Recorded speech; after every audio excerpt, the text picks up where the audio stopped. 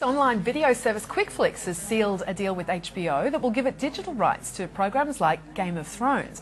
But will this be enough to attract subscribers and compete against the likes of Foxtel, which is introducing contract-free IPTV services Foxtel Play coming up in June? Well, to tell us more, we're joined now by Stephen Langsford, the Chairman and CEO of QuickFlix. Great to see you. Thanks for coming on the show. Well, just firstly, tell us about this new deal with HBO and the kind of window that you're going to have for new programming. Terrific. So, yeah, we're delighted to have secured this deal with HBO. QuickFlix, of course, is a streaming company. We also deliver movies through our online DVD rental service. The new deal is actually a new way of delivering this great content. So you'll be able to stream it or download it on a stream or download to own basis. So it means that you'll be able to stream and own an episode or a whole season of some of the great series that HBO makes available, and that will be to both QuickFlix and QuickFlix subscribers and non-subscribers alike. So it's a bit of a first, in Australia insofar as non-iTunes devices. So if you like, the relative comparison is iTunes. We're really the non-Apple iTunes distribution model, if you like. Are you looking to make other sort of deals with major content makers like this? Clearly in Australia there's a huge appetite for some of this great TV product from HBO, from other international providers. The reality is there's more great content out there than there have been channels to access that content. So yes, we'd love to, and we also know based on the success of Netflix in its local market that their appetite for episodic TV is huge. So yes, we'd love to cut more TV deals, service the demand. The reality is it's less about a competitive offering to Foxtel. It's more about a competitive offering to everything that's currently being pirated in Australia, unfortunately. So we know that piracy is high in the Aussie market. There will be always those people that are pirating because they're anarchists and don't want to pay regardless of the price or how easy it is to access it. I suspect that there's a large rump of current people pirating who complain that they just aren't able to access it easily enough. Well, we're trying to address that problem with making our platform and all the devices over which we stream to those consumers.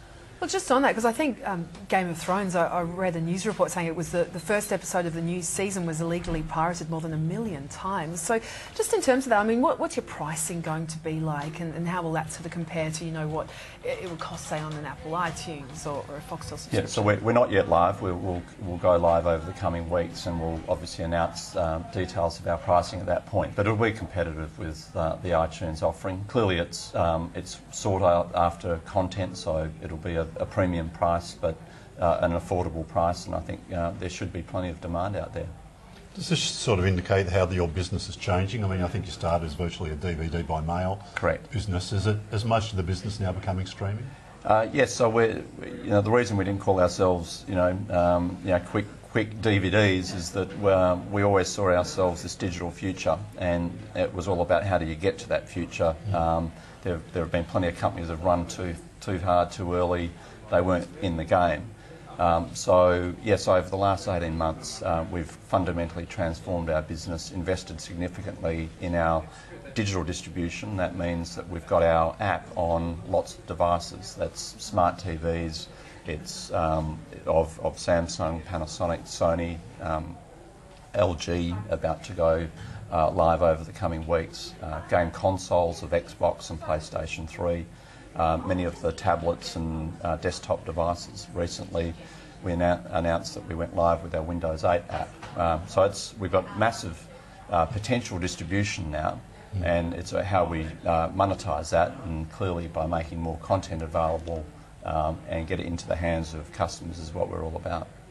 And how tough is it? Because it seems like there's so much competition, and now, you know, not just with, you know, the likes of the free-to-air broadcasters with their catch-up services, but streaming coming from lots of different sources, and then, you know, Foxtel coming through with Foxtel Play in a few months, and this non-contract type deal for people. I mean, how will you compete against all of that? Well, I think the good news is it's a big market. DVD's a $1.5 billion market, and the DVD market's still relatively healthy. So, we've got a big foot in the DVD camp, and we expect to continue to grow. Possibly, we'll be the last man standing in a winner-takes-all market, because we know that video stores are disappearing, high cost of rent, the same sort of phenomena that are happening for other retail, physical retail stores. So, every day our choice just gets better, and so we see a bright future actually for DVD for ourselves. That helps kind of slingshot us, if you like, into the streaming world. Yes, I expect that there will be competitors in our space. I think, as I said, that it's a big market. We've got ourselves to a good position because we've rolled out our service across these devices. And now our job is about optimising that, improving the user experience, getting more content to customers. So hopefully we're a player in the market alongside other players, and if we can all take market share away from those people who are currently pirating, then it's a good result all round for the content owners, for aggregators like QuickFlix, and ultimately for the customer. You secured some capital investment, I think maybe 3 or 4 months ago, and you sort of indicated that would be used to develop a streaming business and sort of ramp up your marketing. How's that been going? So last year we brought on Time Warner HBO as an investor, in fact, in QuickFlix. They invested $10 million. A lot of those funds actually went to the digital rollout. Now, thankfully, because we've invested and we've got that core technology capability, the next device that we roll out to is a relatively straightforward affair. We attracted some more equity investment recently from a global institutional investor. That's more Creed, was it? Creed Capital, Creed. And that's more about assisting us in our growth activities. We're a startup play, high growth, capital intensive to date insofar as our investment rollout goes. We're now over 100,000 subscribers, run rate revenues, and we think there's a huge opportunity here to go for in the Aussie market. 2012 was a pretty tough year. I mean, there were job cuts. Now that you've got these partners, I mean, are you seeking further partners, or is that sort of enough? Last year was a tough year. We had high growth.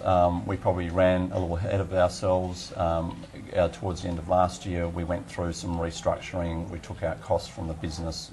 Frankly, we overextended ourselves. So we've sort of paired righted the ship back into innovation, cutting deals, and absolutely we're open for business, doing more partnership deals. So delighted that you're seeing our app on the new breed of smart TVs, and you'll see more content deals being announced in due course.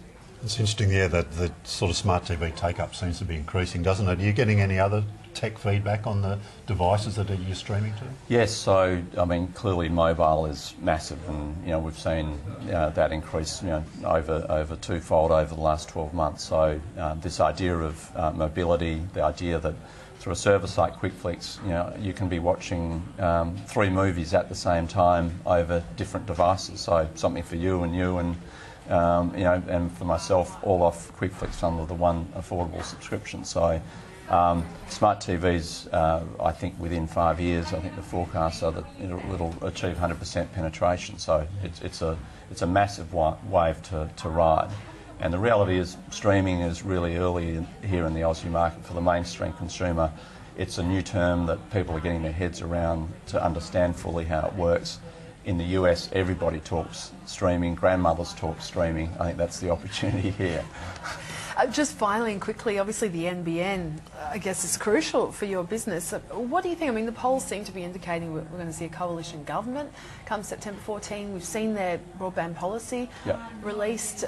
It's going to be cheaper, they say, but not as fast. What does that mean for you? Under either alternatives, QuickFlix is a winner under the sort of broadband speeds that they're talking about. In fact, 70% of Australian households today, which are mostly people in capital cities, can happily stream QuickFlix. So NBN for us in the near term actually means getting out to rural regional Australia. Folks who we can service today through our DVD by mail service happily, which is sort of better than driving down to the video store perhaps. But NBN will get us to the rural regional, and of course in capital cities it's only going to improve. So we can stream standard definition, high definition happily today in capital cities. NBN means that one day we'll be streaming 3D movies. So that's exciting. All right, it's been great to have you in. Thank you so much for talking with us today. Cheers. Stephen Langsford there from much. QuickFlix. Coming up on Mediaweek, 10 secures exclusive negotiations with Cricket Australia for the upcoming rights. We find out how significant this could be after the break.